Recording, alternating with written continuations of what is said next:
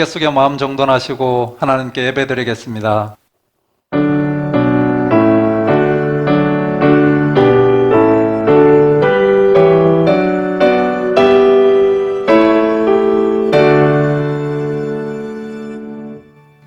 그러므로 형제들아, 내가 하나님의 모든 자비하심으로 너희를 권하노니 너희 몸을 하나님이 기뻐하시는 거룩한 산제물로 드리라. 이는 너희가 드릴 영적 예배니라. 아멘.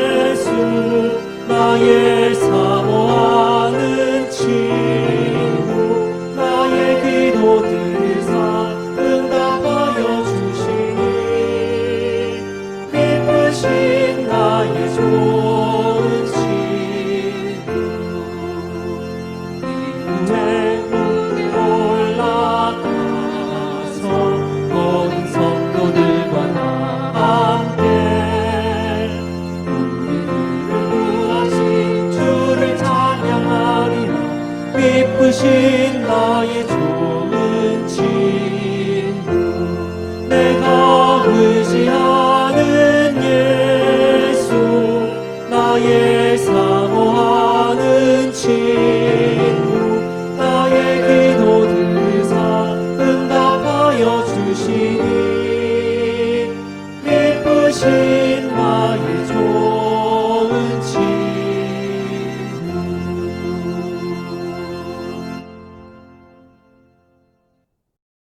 한 주간 자신의 삶을 되돌아보시며 참회와 감사의 기도를 드리겠습니다.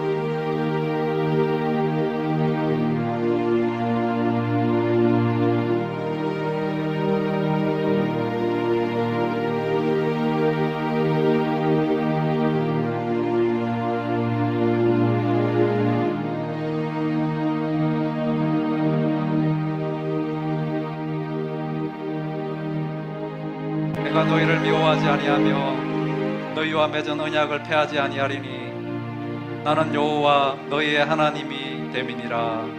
아멘.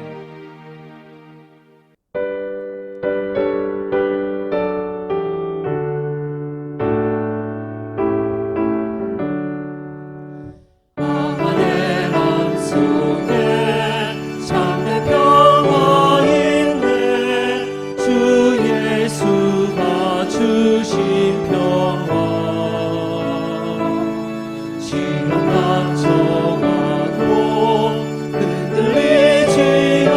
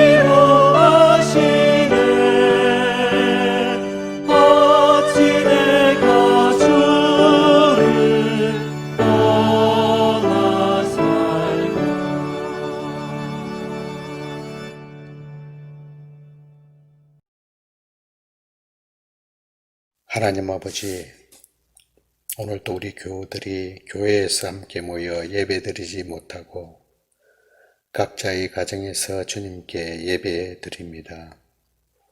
저희들의 예배 받아주시고 이럴 때일수록 저희들의 마음이 영적으로 멀어지지 않도록 붙들어 주시옵소서.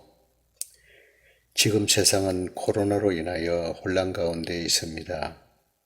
저희들도 이런 환경으로 인하여 경제적인 어려움과 정신적으로 불안한 가운데 지내고 있습니다. 몸과 마음들이 상하지 않게 하옵소서. 혹시 육신의 아픔이 있는 교우가 있으면 주님의 손길로 치우게 하옵소서. 사람의 능력으론 도저히 뛰어넘을 수 없을 것 같은 이 어려운 상황 속에서도 하나님의 능력과 도우시는 손길만을 위해 기도합니다. 믿음으로 이 어려움을 잘 견디게 하시고 놀라우신 주님의 은총을 체험하는 시간이 되게 하옵소서. 그래서 이 어려움의 기회가 먼 후일에 살아계신 하나님을 간증하는 계기가 되게 하시고 어떤 역경이 내 삶에 닥쳐와도 소망 가지고 잘 대처해 갈 수 있는 새로운 믿음의 성숙함을 갖게 하옵소서.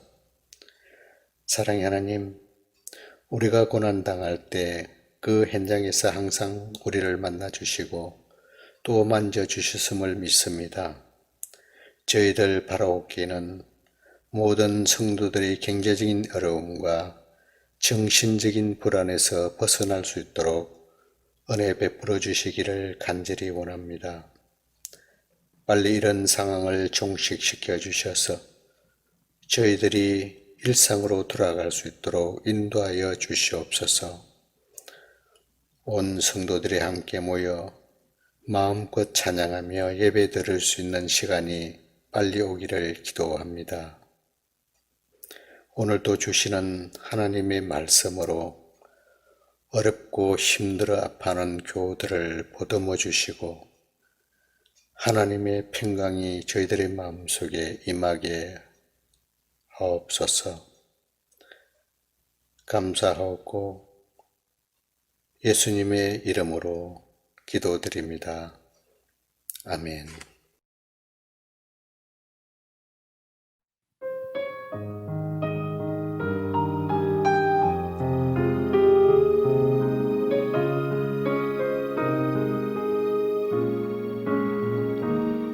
우리 주님 주신 것은 예물로 드립니다. 하나님 나라 온갖 좋은 것으로 넉넉하게 하시고 누군가의 생명과 풍성한 삶을 위해 살게 하소서.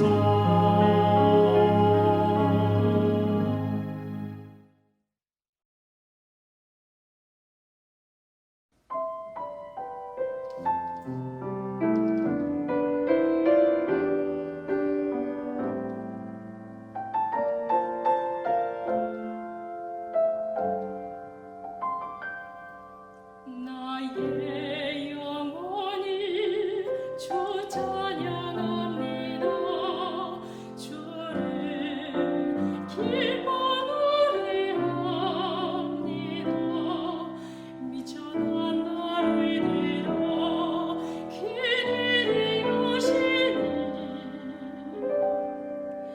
주님의 이름 거룩합니다.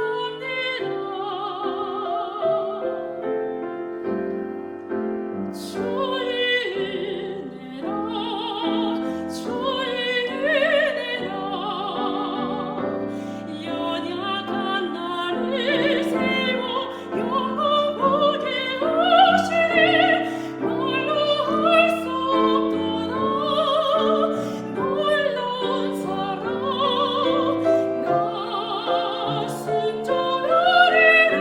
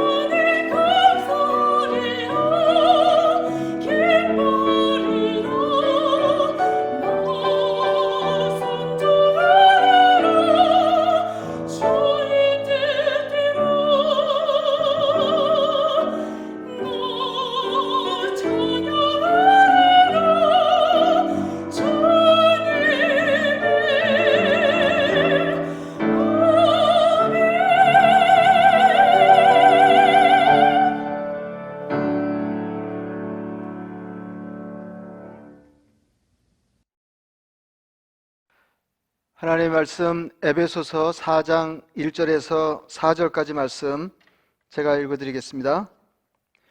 그러므로 주 안에서 갇힌 내가 너희를 권하노니 너희가 부르심을 받은 일에 합당하게 행하여 모든 겸손과 온유로 하고 오래 참음으로 사랑 가운데서 서로 용납하고 평안에 매는 줄로 성령이 하나 되게 하신 것을 힘써 지키라. 몸이 하나요 성령도 한 분이시니 이와 같이 너희가 부르심의 한 소망 안에서 부르심을 받았느니라. 아멘.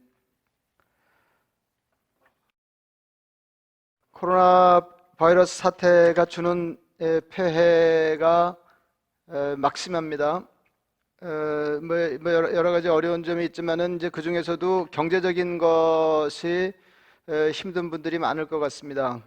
오랫동안 가게 문을 닫았다가 다시 열었다고 하더라도 그 이전만큼 사람들이 출입을 하지 않으니까 경제적인 타격이 대단히 심각합니다. 그리고 뭐 이제 그에 비해서는 사소한 어려움일지 잘 모르겠는데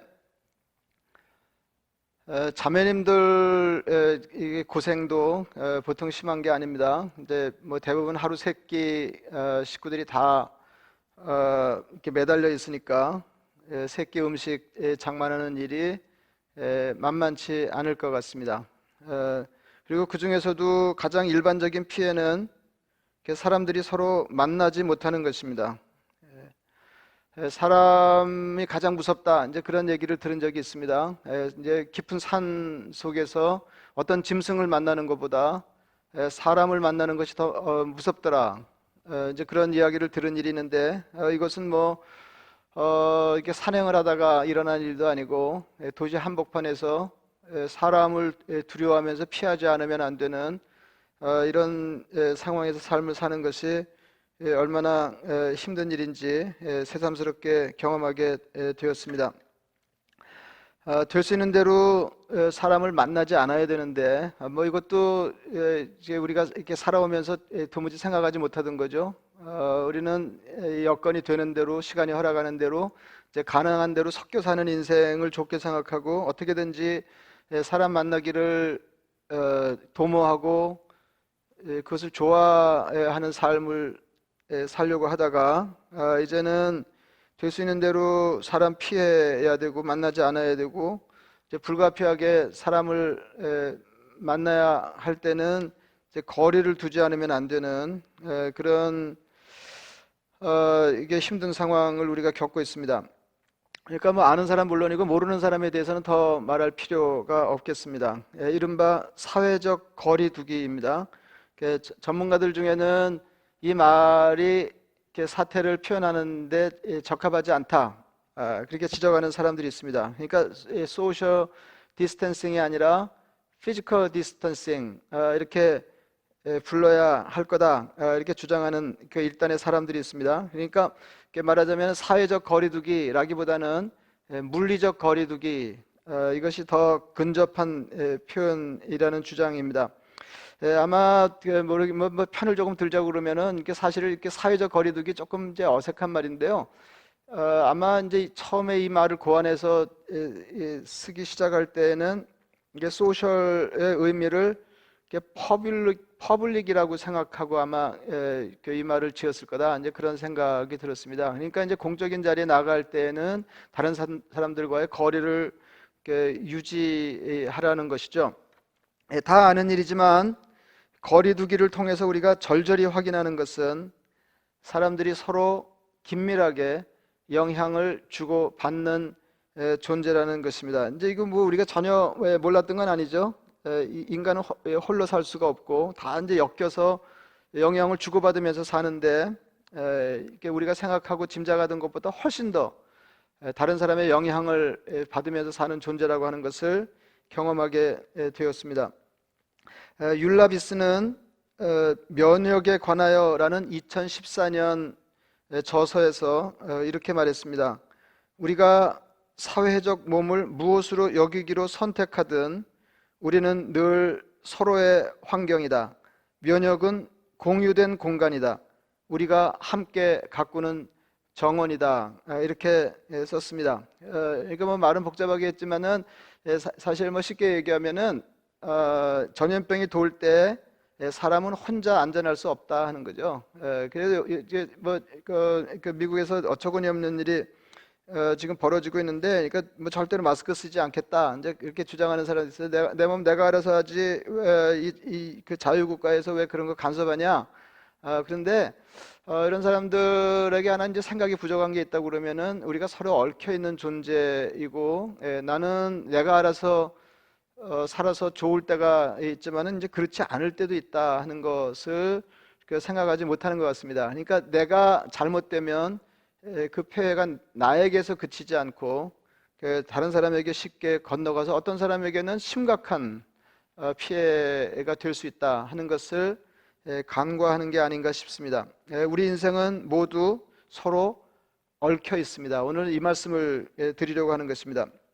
성경도 이렇게 내내 우리에게 서로 끈끈하게 하나 되라, 이렇게 말씀하십니다.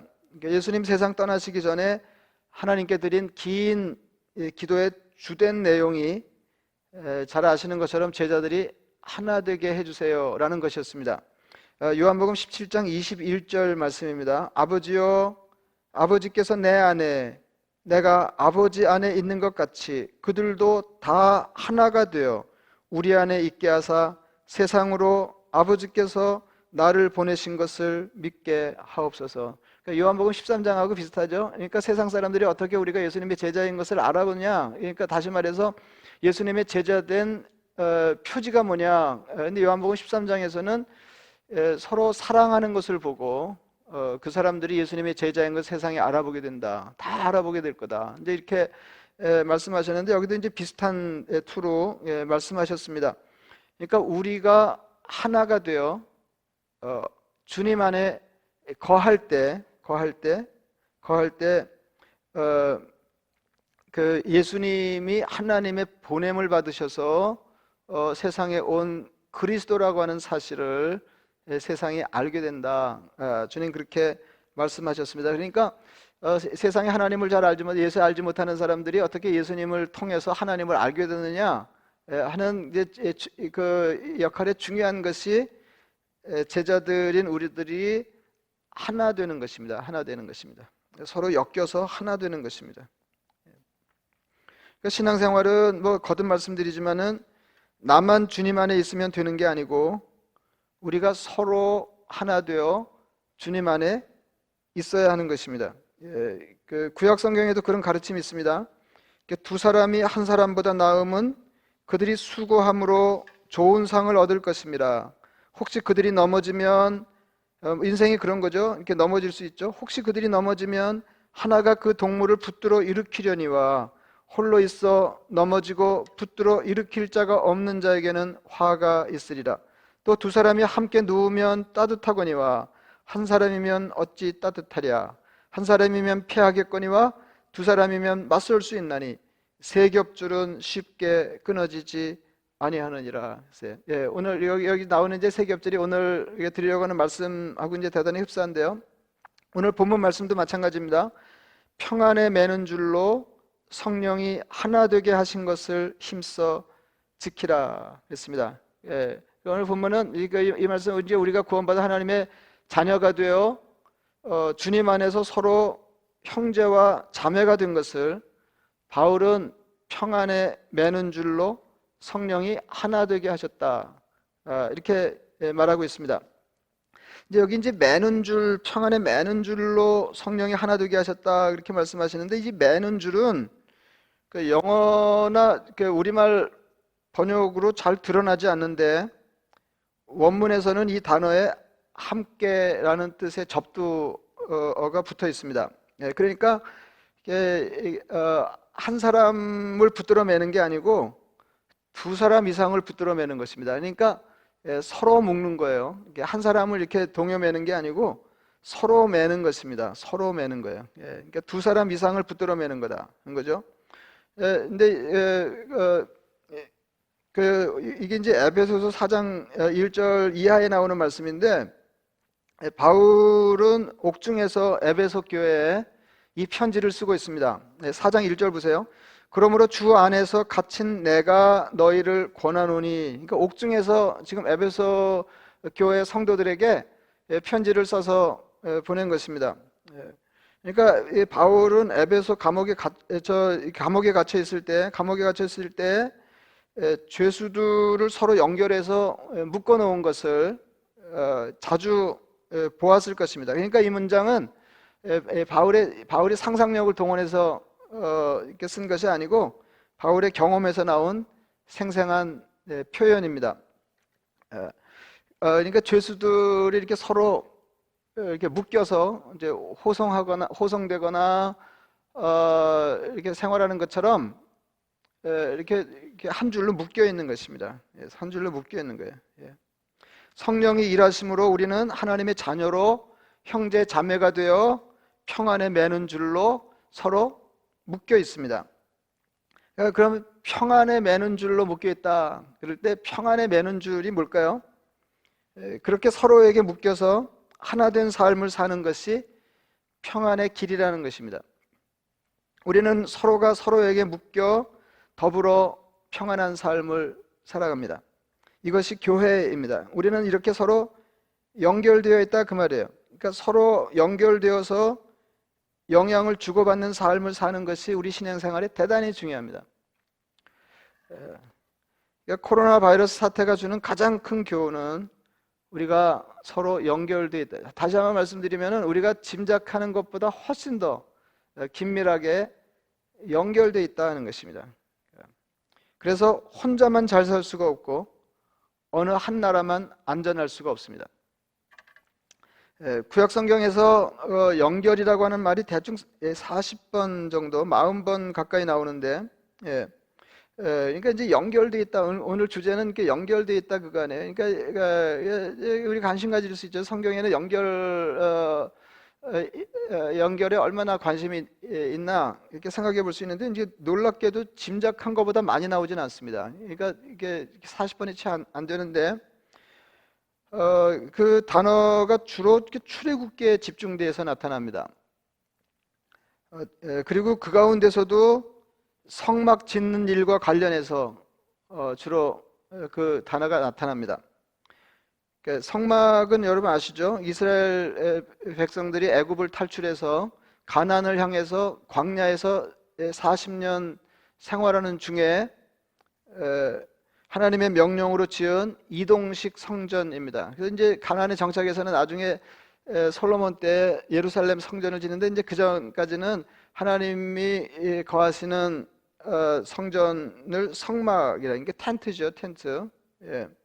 근데 그 하나님의 명령으로 모세가 성막을 지을 때 그 일과 관련해서, 그러니까 한 반쯤은 하나님이 이렇게 지어라 하시는 말씀 중에 나오고, 하나는 하나님 말씀하신 대로 시행하는 과정에 이 연결이라는 단어가 나옵니다. 그러니까 출애굽기 26장입니다. 이제 예를 들자면 이제 그렇습니다. 연결이라는 말이 어떻게 쓰여있는지 한번 보겠습니다. 너는 성막을 만들되 가늘게 꼰 배실과 청색, 자색, 홍색 실로 그룹을 정교하게 수놓은 10폭의 휘장을 만들지니, 이제 그룹을 수놓으라고 그랬는데, 이제 그룹은 뭐냐면 천상의 존재예요. 쉽게 말하면 천사들입니다. 그룹을 정교하게 수놓은 10폭의 휘장을 만들지니 매 폭의 길이는 28규빗, 너비는 4규빗으로 각 폭의 장단을 갖게 하고 그 휘장 5폭을 서로 연결하며, 여기서 이제 연결이 나오죠. 다른 5폭도 서로 연결하고, 이제 이런 식으로 성막 짓는 일에 연결이라는 단어가 나옵니다. 그러니까 11절 말씀입니다. 놋갈고리 50개를 만들고 그 갈고리로 그 고를 꿰어 연결하여 한 막이 되게 하고, 그러니까 연결해서 한 덩어리가 되게 하는데 이 단어가 쓰이고 있다는 겁니다. 15절입니다. 너는 조각목으로 성막을 위하여 널판을 만들어 세우되, 이제 조각목은 아카시아 나무예요. 아카시아 나무.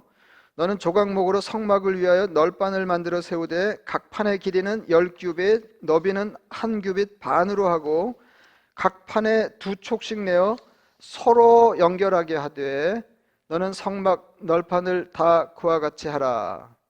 그러니까 무슨 말이냐면 하나님의 성전은 성막은 서로 연결되는 게 중요했어요. 서로 연결되는 게 중요했어요. 신약 시대도 마찬가지입니다. 신약 시대도 이제 그 성전에 관련이 신약 시대에는 연결이라는 말이 더 적게 나와요. 그러니까 몇 번밖에 안 나오는데 그 몇 번 나오는 연결이라는 말이 어디에 쓰였냐 하면은 신약 시대의 성전이라고 할 수 있는 교회와 관련해서 쓰여졌어요. 여러분 그거 아시죠? 이제 예수님 오시기 전까지는 이스라엘 백성들이 예루살렘 성전을 중심으로 해서 신앙생활을 영위했는데 예수님이 오셔서 뭐라고 말씀하셨습니까? 내가 그 성전을 대체하는 새로운 성전이라 말씀하셨어요. 그리고는 성도들 각각이 성전이기도 하고 또 성도들이 모여서 이룬 것이 성전이다. 그러니까 요새 말로 하면은 교회가 새로운 성전이라고 이렇게 말하죠. 그러니까 하나님의 사람들의 모임에 하나님이 거하시고 사람들은 거기 거하시는 하나님을 본다 하는 것입니다. 그래서 에베소서 2장 20절 보면 이렇게 돼 있어요. 너희는 사도들과 선지자들의 터 위에 세우심을 입은 자라. 그리스도 예수께서 친히 모퉁이 돌이 되셨느니라. 그러니까 영어로도 이제 코너스톤인데 이거는 이게 쓸모없는 돌이 아니고 대단히 중요한 돌입니다. 대단히 가장 중요한 돌이 되셨느니라. 그의 안에서 건물마다 서로 연결하여 주 안에서 성전이 되어가고, 그렇죠? 이게 이제 교회 얘기하는 거예요. 교회 얘기.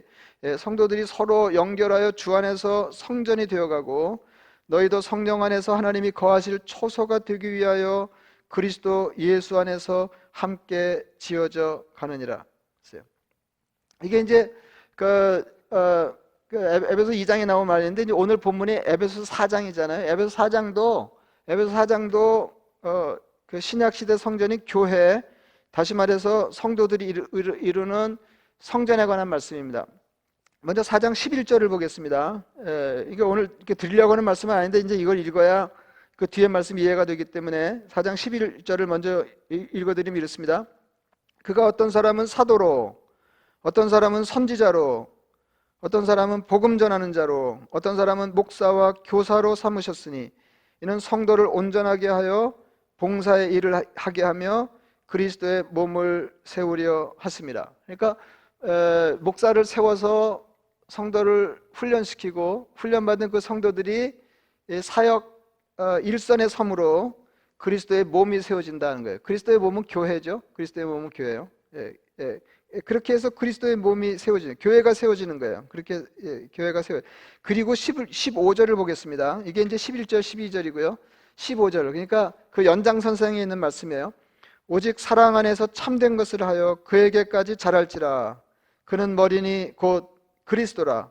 그에게서 온 몸이 각마디를 통하여 도움을 받음으로 연결되고 결합되어 각 지체의 분량대로 역사하여 그 몸을 자라게 하며 사랑 안에서 스스로 세우느니라 그랬어요.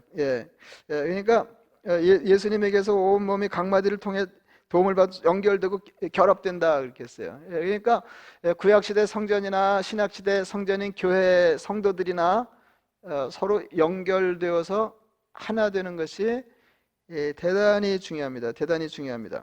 그래서 오늘 그 말씀처럼 성도들은 성령께서 서로 연결하여 하나 되게 하신 것을 힘써 지켜야 한다. 그러니까 성령이 연결하여 하나 되게 하신 것을 그러니까 오늘 에베소 4장 표현대로 하면은 이렇게 서로 이렇게 묶어서 하나 되게 하신 것을 끊으면 안 된다는 거예요. 끊으면 안 된다. 그러니까 어떻게든지, 그러니까 우리가 그냥 새삼스럽게 이렇게 하나 되는 게 아니에요. 예수 그리스도의 십자가에 죽으시고 성령께서 그 일을 통해서 우리를 성도 삼으시면서 하나 되게 하셨어요. 하나 되게 하셨어요. 하나 되게 하셨어요. 그래서 신앙생활이라고 하는 거는 그 성령께서 하나 되게 하신 것을 힘써 지켜가는 것입니다. 힘써 지켜가는 거예요. 다시 이렇게 면역 이야기를 좀 하겠습니다. 이게 뭐 전에도 이렇게 면역에 대해 뭐 얘기를 전혀 못 들은 건 아니지만 이렇게 별로 관심이 없었는데 요즘에는 이렇게 그 면역 얘기를 많이 하고 면역 얘기를 많이 하다 보니까 이게 바른 말도 하지만은 잘못된 정보를 전하는 일도 왕왕 있는 것 같습니다. 면역 체계는 그러니까 이게 뭐 이렇게 면역 체계란 말도 사실은 오래된 말이 아니에요. 1960년대부터 이제 쓰여지기 시작한 말이니까 그게 뭐 오래됐다고 볼 수가 없는데 그 면역 체계 그러니까 이뮨 시스템이죠. 그러니까 면역 체계는 해로운 것이 자기 몸에 들어오는 것을 이렇게 방어하는 게 일입니다. 이제 그 시스템을 활용해서 그러니까 이 외적이 내 몸 안으로 침투하는 것을 적절히 막아내는 거죠. 이제 그러려고 그러면은 이제 면역 그러면은 이제 무슨 생각부터 하게 되냐면 자기와 남을 가르는 것부터 생각하게 된다는 거죠. 그러니까 그 밖에서 외부에 적이 들어오는 것을 가려내야 뭐 쳐부수든지 말든지 할 거 아니에요. 그래서 더 전문적인 용어로 말하자면 자기와 비자기, 다시 말해서 자기와 자기 아닌 것을 분별하는 것이 이게 이제 면역 활동의 시작이에요. 그러니까 자기 몸의 건강을 지키기 위해서 그렇게 하는 거죠. 그런데 이 면역 체계를 운영하는 것이 쉽지 않은 것이 이 자기와 자기 아닌 것을 갈라내는 일이 적절해야 한다는 거예요. 뭐 이게 뭐든지 강하면 좋다. 이거 무식한 거 아시죠? 이거 그 엄청 무식한 건지 아시죠? 이렇게 강하면 좋다. 그러니까 저는 한방이 참 이렇게 재밌어 보이던데요. 한방 이게 기본 개념이 참 매력적이에요. 매력적이에요. 원장도 한번 이렇게 말씀드린 기억이 있는데 이게 균형 개념이 굉장히 중요합니다. 균형 개념이. 그러니까 건강이라고 하면 균형이 무너지는 거예요. 그래서 무조건 강하면 좋은 게 아니고 이게 균형이 이루어져야 돼요. 그래서 이제 건강을 잃는 건 대개 이제 균형이 깨지는 건데, 그래서 이제 균형이 무너지면 이걸 어떻게 고쳐요? 약한 것을 이렇게 보충해 주는 거죠. 그래서 보약 먹고 그러는 거 아니에요? 이렇게 보호해 주고 또 밸런스를 위해서 덜어는 강한 걸 눌러줘야 돼요. 그냥 무조건 강하면 안 돼요. 무조건 강하면 안 된다. 굉장하죠. 굉장하죠. 그래서 그 면역 체계에도 그게 그대로 적용이 돼요. 이런 사고가 이렇게 접근하는 사고가 이제 그대로 되는데, 이제 사람들이 지금 이제 전염병이 돌고 질병에 이제 감염이 되니까 면역 체계를 강화해야 된다. 이제 이런 일을 쉽게 하잖아요. 그런 뭐 그렇게 해서 이제 물건 파는 사람들도 있고 이제 건강 보조식품 파는 사람들도 있고 그런데 이게 이제 이 얘기를 듣고는 파우치가 웃었대잖아요. 그래서 한번 나와서 얘기하는 걸 들은 일이 있는데, 이게 면역 체계를 강하게 하는 게 대수가 아니라는 거예요. 그러니까 대책 없이 면역 체계를 강하게 하면 무슨 일이 벌어지냐면은 이제 균형이 깨지고 그러니까 면역 체계를 강화했다는 얘기 이제 무슨 얘기냐면은 밖에서 들어오는 거 하고 내 안에 있는 게 이제 섞여 있을 때 그거를 갈라내는 일을 먼저 해야 되잖아요. 그럴 때 이게 너무 기준이 엄격하면 종래는 어떻게 되냐면 자기 몸 안에 있는 것을 다른 사람으로 착각하는 일이 생긴다는 거죠. 그래서 이 다른 존재로, 그러니까 비자기로 착각하는 거예요. 그래서 자기가 자기를 공격해요. 그래서 저는 깜짝 놀랐는데요. 그러니까 우리가 흔히 듣는 많은 병들 중에 상당수가 자가 면역 질환이에요. 자기가 면역 체계가 자기를 공격하는 거예요. 이게 슬프죠. 지네끼리 총 쏘고 죽으면 슬프잖아요. 그게. 그래서 그 면역력이 너무 강하면 이게 어떻게 해서 강하게 만든 거예요? 자기를 위하느라고 면역 체계를 너무 강화하면은 결국은 자기를 해치는 결과, 뜻하지 않은 결과를 얻는다는 거예요. 이거 굉장한 교훈입니다. 굉장한 교훈이에요. 굉장한 교훈. 그래서 뭐 여러분 이제 들어보셨을 텐데, 이 면역에는 착한 면역과 나쁜 면역이 있어요. 착한 면역과 나쁜 면역이 있습니다. 그래서 그러니까 이 착한 면역 쪽으로 가야 될 거 아니겠어요?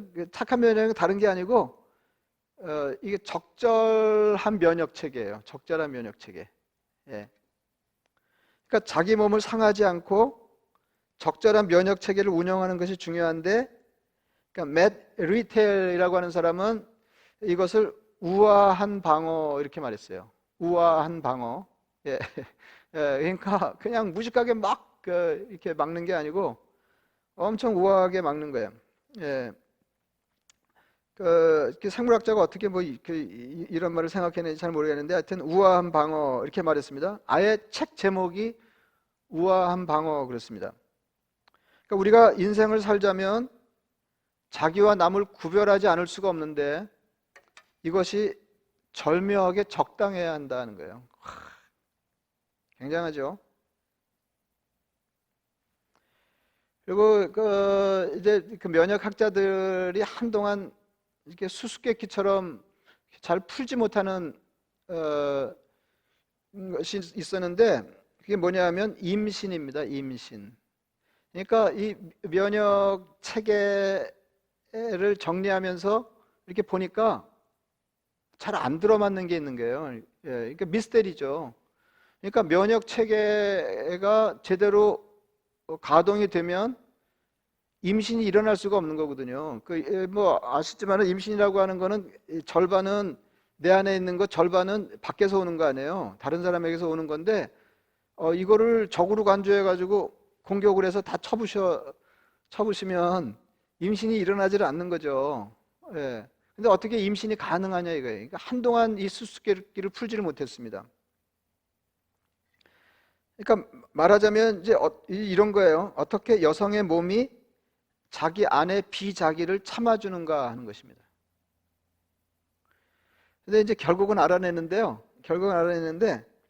여성이 임신을 하면 면역 체계가 교묘하게 자기를 교란하는 이렇게 복잡한 과정을 거쳐서 아기를 자기로 인식하게 한다는 걸 알게 됐어요. 예, 이것도 굉장한 거죠. 이건 명백하게 남인데, 예? 예, 명백하게 비자기인데, 이거를 받아들이기 위해서 일시적으로 면역 체계를 교란시켜요. 예. 다시 말하면은 면역 체계가 느슨해지는 거예요. 그리고 어떤 부분에서는 상당히 느슨해지는 거죠. 예. 이것을 면역학적 관용이라고 말한답니다. 그러니까 이런 너그러움이 없다면 생명이 탄생할 수 없다는 거예요. 전적으로 자기와 다른 것이 내 몸 안으로 들어오는데 이걸 받아들이기 위해서 관용을 베푸는 거예요.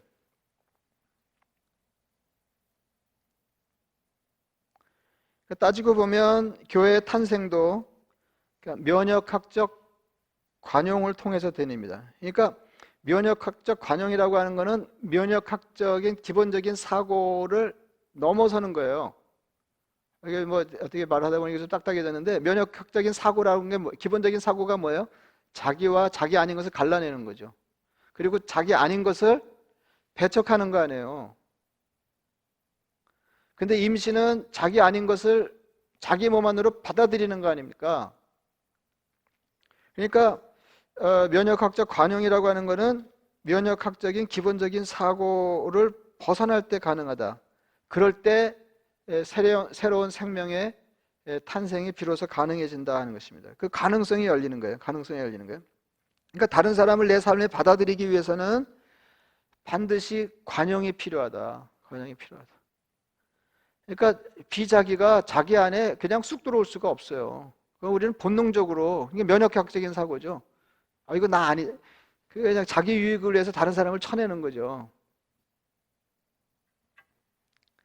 그리고 오늘 성경이 우리에게 당부하시는 대로 이미 하나 된 것을 지켜내는 데에도 관용은 필수적이다. 그래서 오늘 본문은 성령이 하나 되게 하신 것을 힘써 지키는 방법으로 4가지를 권면하고 있습니다. 다시 읽어보겠습니다. 그러므로 주 안에서 갇힌 내가 너희를 권하노니 너희가 부르심을 받은 일에 합당하게 행하여 모든 겸손과 온유로 하고 오래 참음으로 사랑 가운데서 서로 용납하고 평안에 매는 줄로 성령이 하나 되게 하신 것을 힘써 지키라, 이렇게 말씀하셨습니다. 그러니까 평안에 매는 줄로 성령이 하나 되게 하신 것을 힘써 지키는 것으로 4가지를 권하고 있는데, 겸손, 온유, 오래 참음, 그 다음에 서로 용납하는 거예요. 그러니까 관용이죠, 관용. 그러니까 관용이 대단히 중요해요. 관용이 대단히 중요해요. 서로 다른 것을 용납하는 면역학적인 관용이 없으면 하나 되는 것이 가능하지 않다 하는 것입니다. 그리고 이게 그 여성들이 이렇게 임신하고 출산하는 게 참 그 신비스러운데요. 신비스러운데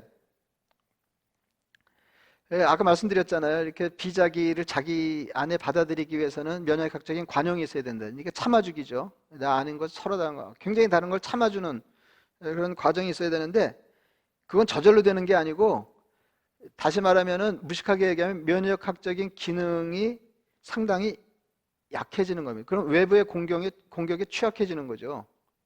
그러면은 임신 중에 여성의 몸이 일시 이 외부 공격에 취약해지는 거예요. 그래서 이렇게 건강할 때는 그러니까 면역 체계가 정상적으로 가동될 때에는 아무 문제가 없는 일도 그 임신부에게는 치명적일 수가 있어요. 치명적일 수가 있어요. 제가 뭐 얘기하다 보니까 이제 생각이 나는데 제가 그 이제 아내가 임신하기 전에 제가 공부를 했다는 거 아니에요. 책을 이제 몇 권 읽었는데 거기 보니까 이렇게 풍진 예방 주사를 맞춰라 뭐 이렇게 돼 있더라고요. 풍진 예방 주사를 맞춰라. 근데 이제 이게 풍진이 이제 목 같은 데 찔리면 하는데 이제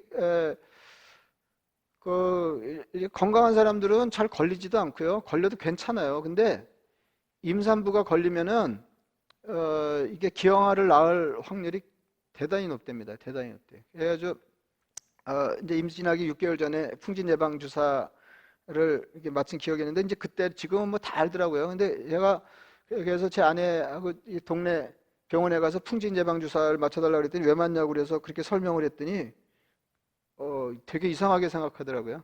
예. 그러니까 이제 무슨 말씀을 드리냐면 제가 아무도 생각 못할 때 제가 이렇게 그런 생각을 했다 잘난 척을 하고 있는 게 아니고 무슨 말씀을 드리려고 그러냐면은 임산부들은 자기 아닌 비자기를 자기 몸에 받아들이기 위해서 면역학적인 관용을 베풀어야 되는데 그건 다시 말하면 자기가 외부 공격에 그만큼 취약해지는 걸 뜻한다는 거죠. 그러니까 위험을 무릅쓰고 새로운 생명의 탄생을 위해서 그 애를 쓴다는 거죠. 예. 굉장히 그 인상적이죠. 굉장히 인상적입니다. 교회도 그렇습니다. 뭐 제가 뭐 임신 얘기하려고 그러는 거겠어요. 예, 교회 얘기하려고 그러는 거죠. 교회도 그런 거다. 교회도. 그러니까 에베소서 2장에 의하면 전혀 하나 될 수 없는 사람들이 십자가 은혜로 하나가 되는데 그게 바로 교회다. 그게. 이렇게 말합니다. 에베소 2장 13절 말씀인데 이제는 전에 멀리 있던 너희가 그리스도 예수 안에서 그리스도의 피로 가까워졌느니라. 그러니까 그럼 어떤 사람들이 가까워졌냐? 어떤 사람들이 이렇게 멀리 있던 사람들이고 어떤 사람이 가까워졌냐? 그 얘가 갈라디아 3장 28절에 나오는데 너희는 유대인이나 헬라인이나 종이나 자유인이나 남자나 여자나 다 그리스도 예수 안에서 하나이니라. 우리는요 이렇게 문화적으로 이런 경험이 없기 때문에 이거 그냥 읽어버릴 수 있어요. 예수 안에서 우리가 하나 될 수 없는 사람이 하나 됐다 그러면서 유대인이나 헬라인이나 종이나 자유인이나 남자나 여자나 뭐 이렇게 할 수 있는데 옛날에는요 이거 그렇게 빨리 못 읽었을 거예요 아마. 유대인 헬라인은 도무지 섞여서 하나 될 수 없는 사람들이었거든요. 어떻게 종하고 자유인, 노예하고 자유인하고 섞여서 하나 돼서 한 교회에서 같은 주님을 예배하면서 서로를 형제라고 이거 상상을 할 수가 없는 일이죠. 근데 이게 어떻게 가능해졌어요? 면역학적인 관용이. 사회적으로 보면 대단히 위험한 거죠. 이게 이렇게 섞여 사는 게.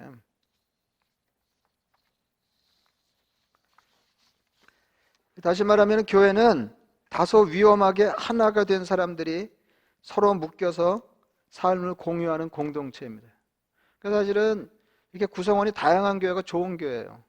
뭐 일부러 막 그냥 다양한 사람 끌어 모을 수 있는 일은 아니지만은 예, 이런 사람도 있고 저런 사람도 있고, 예, 뭐 남자도 여자도 있고 뭐 그 물론이고, 예, 많이 배운 사람도 있고 그렇지 못한 사람도 있고, 부자도 있고 가난한 사람도 있고, 점잖은 사람도 있고, 어떻게 저런 사람도 예수 믿나 이런 사람도 있고, 이게 좋은 교회다 그 말이죠. 그러니까 이게 예수님이 아니면은 도무지 묶여서 하나 될 수 없는 사람들이 하나로 묶였을 뿐만 아니라 어떻게든지 이렇게 묶여서 하나 된 걸 유지하려고 애쓰는 것이 교회라는 겁니다. 우리는 서로 긴밀하게 연결되어 있다. 서로 이렇게 묶여 있다. 이게 뭐 풀려고 해도 쉽게 풀 수 없을 정도로 이렇게 꽁꽁 묶여 있다. 꽁꽁 묶여 있다.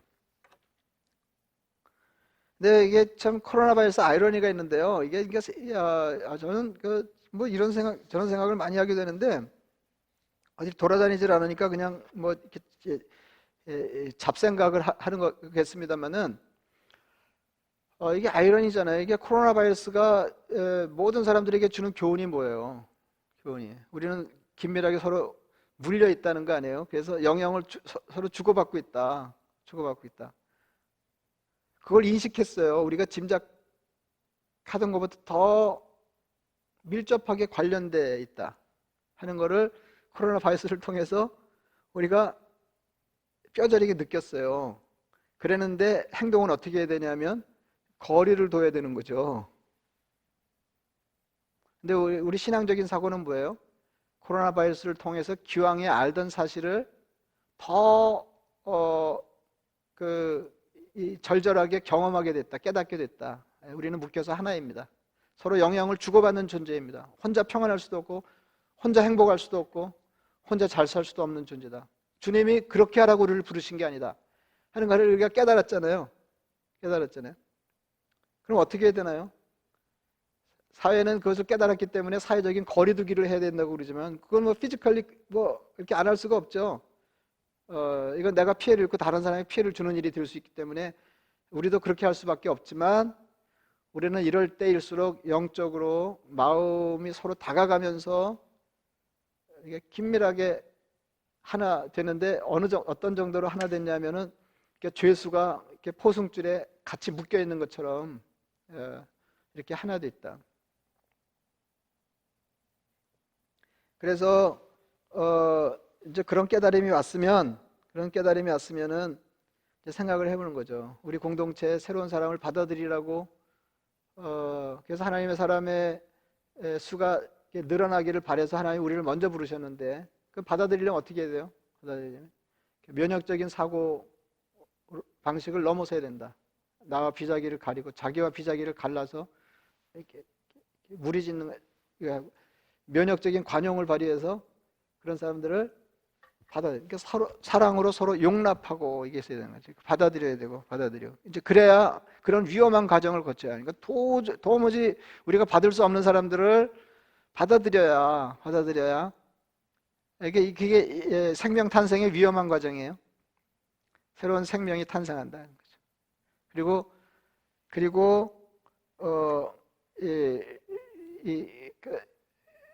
그렇게 하나 된 사람들이 굳게 하나됨을 지키는 교회, 이것이 교회다. 이것이 교회다. 그러니까 정리하면은, 그러니까 우아한 면역 체계를 형성해야 돼요. 그러니까 우리는 이렇게 나와 남을 이렇게 그냥 그가 나고 뭐 그렇게 되면 좋지만 그거 잘 안 되잖아요. 그러니까 할 수 있는 일이 뭐예요? 적절한 면역 체계, 적절한 이뮨 시스템, 그러니까 나를 다른 사람으로 지켜내는데 이 시스템이 적절해야 돼요. 근데 이 적절한 것이 덜어는 다른 사람을 받아들이기 위해서 다소 위험할 수도 있어야 된다 하는 것을 아울러 생각해야 되는 거죠. 그래서 교회는 조금 위험한데요. 이게 교회다운 교회고, 이게 아름다운 교회. 그럴 때만 우리는 하나님이 기대하시는 그리스도인다운 그리스도인이 되는 것입니다.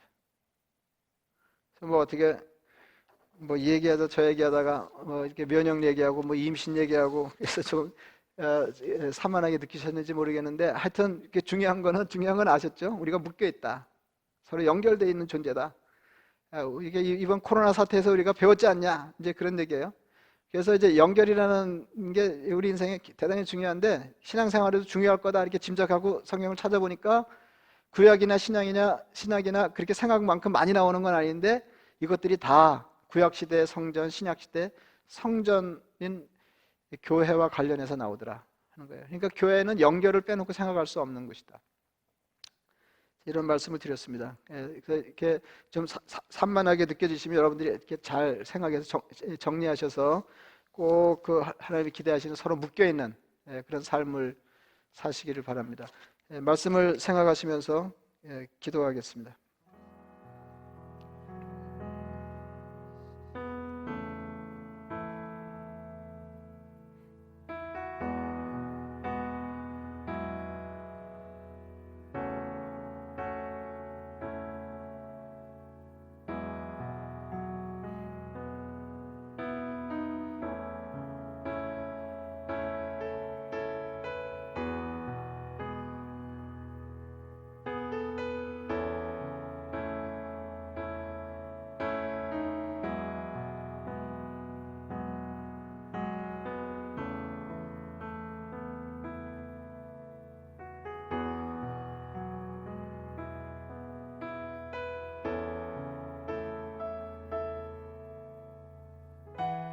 자비하신 아버지 하나님, 이 코로나 사태를 통해서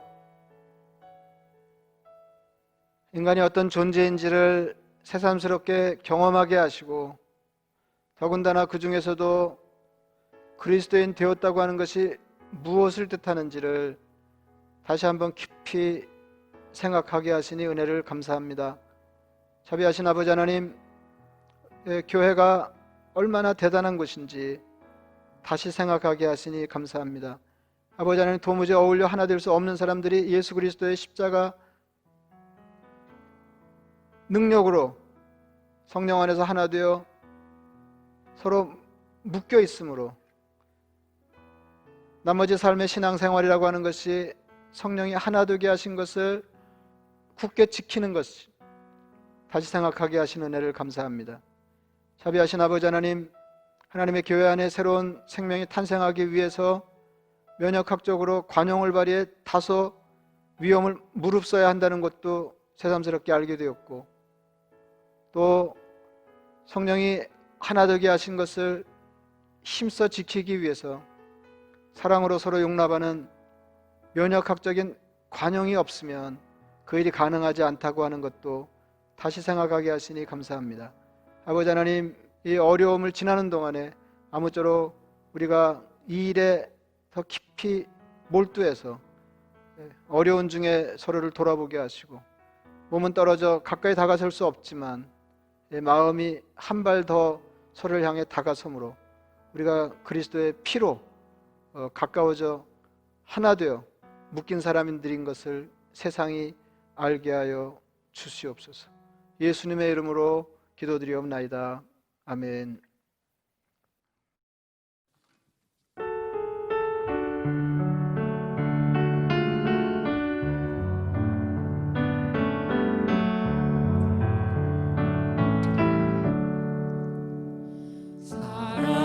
사랑하는 주님 앞에 영대자매 한 자리에 당신의 생각하며 즐거운 찬송 부르네.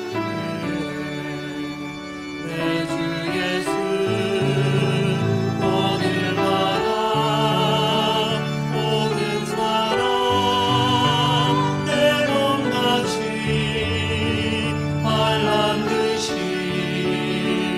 위로하고 진심으로 사랑하세.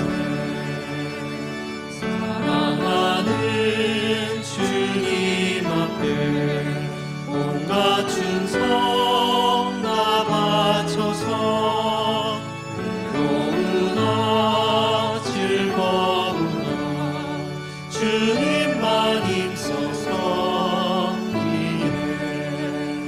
우리 주님 거룩한 손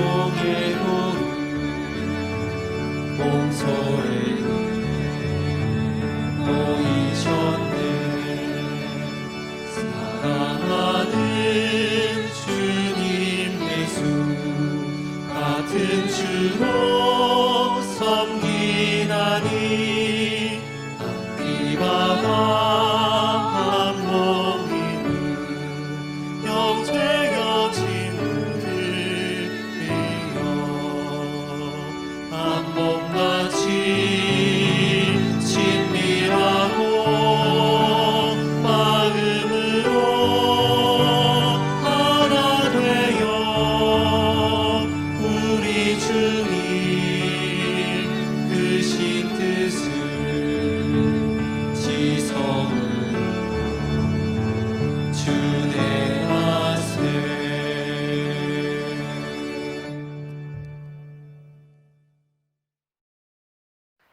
이제는 우리 주 예수 그리스도의 은혜와 하나님 아버지의 크기나신 사랑과 성령의 교통 충만하심이 성령이 하나 되게 하신 것을 굳게 지키기 위해 사랑으로 서로를 받아들이기로, 그리고 서로에게 한 발 더 다가가기로, 그래서 포승줄에 묶여 하나가 된 것처럼 견고하게 하나 된 삶을 평안하게 살아가기로 마음을 다짐하는 하나님의 백성들 머리 위에 이제로부터 영원까지 함께 하시기를 간절히 축원하옵나이다.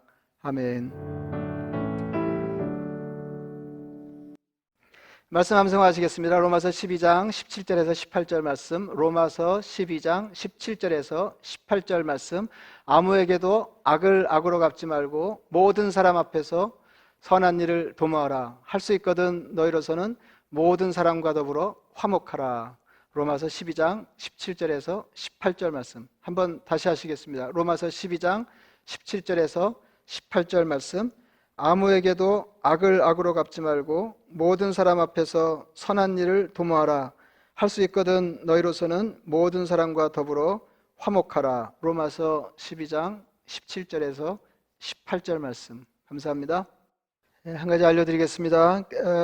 안타까운 소식인데요. 이승기 형제님 그동안에 암투병 하시느라고 고생이 많으셨는데 너무 늦게 처음 발견할 때 진단받았을 때 이제 사기라고 그럴 정도로 상태가 좋지 않아서 그동안 애를 많이 쓰셨는데 소천하셨습니다. 여러분 기도해 주시고 위로해 주시기를 바랍니다. 또 한 주간도 어려운 중에도 평안하게 지내시고 아무쪼록 건강에 유의하시기를 바랍니다. 또 뵙겠습니다.